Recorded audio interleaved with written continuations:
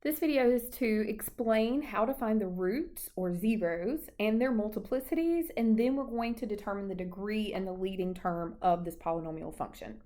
So the function that we're given here is f of x equals -5 times x minus 2 to the ninth times x plus 5 to the second times x minus 4.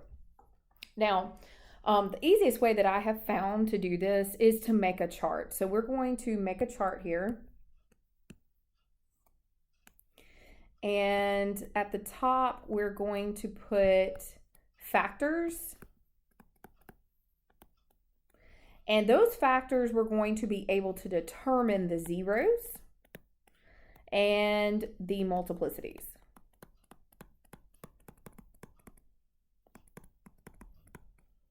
Okay.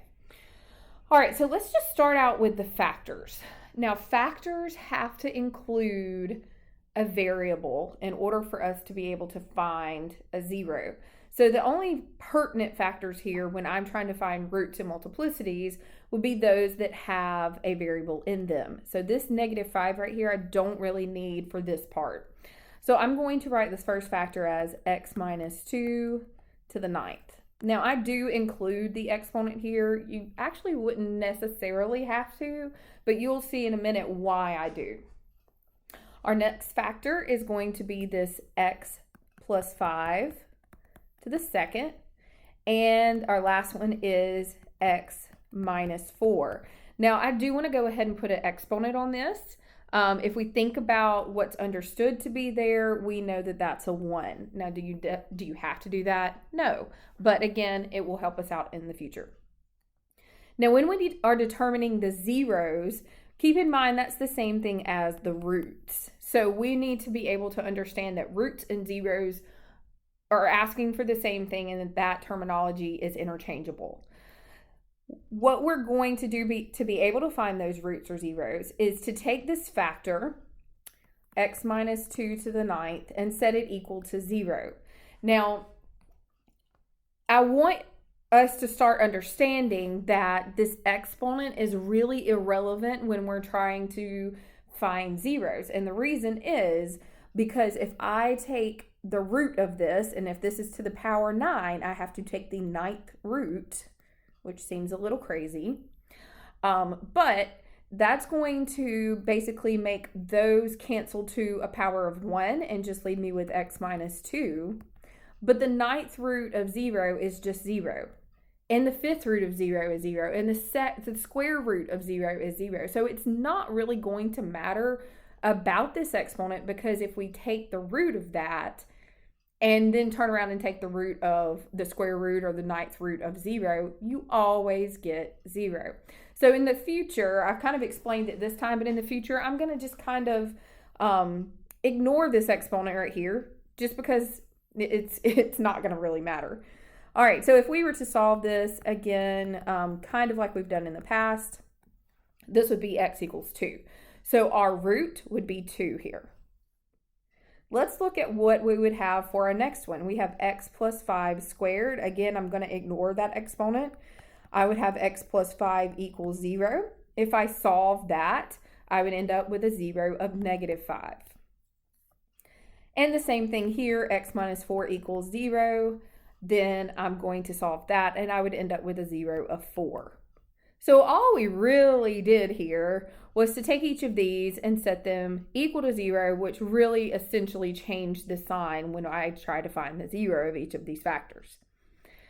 All right, so we have our roots or zeros. Let's talk about multiplicities. Multiplicities is the exponent on each factor, or the number of times a 0 appears in the factor.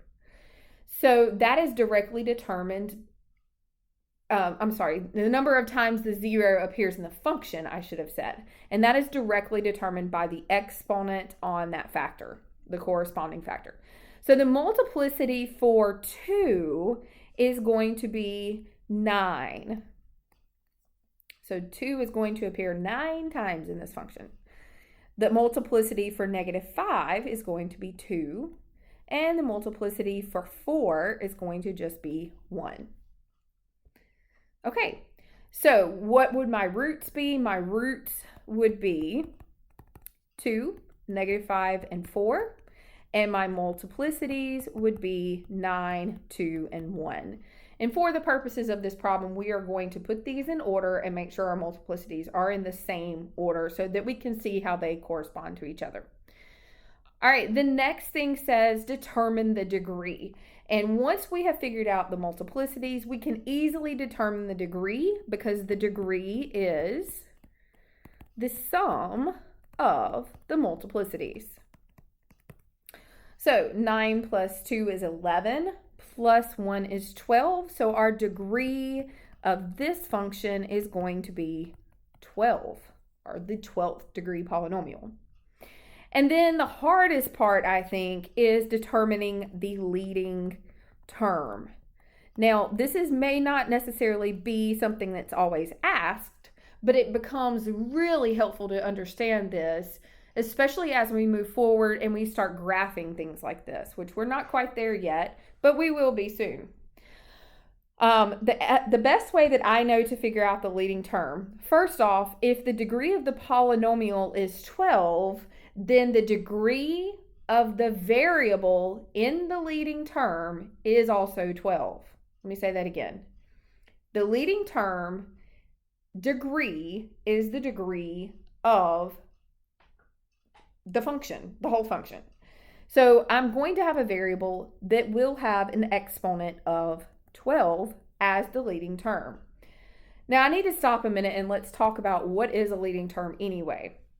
A leading term would be if I was to take this function right here and I was to multiply all of that out, like I would have to write x minus 2 9 times, and I would have to write x plus 5 multiplied together 2 times, and I would have to sit there and do all of that multiplication, and I'd be there for a while. But once I did all of that, I would have a list of all these terms, and my leading term would be the term with the highest degree, but it also includes the coefficient of that, whatever that may be. So we can see using, like, we don't have to sit there and multiply all of that out. We can use what we know, which is that our multiplicities add up or sum up to 12, and that is the degree of this whole polynomial.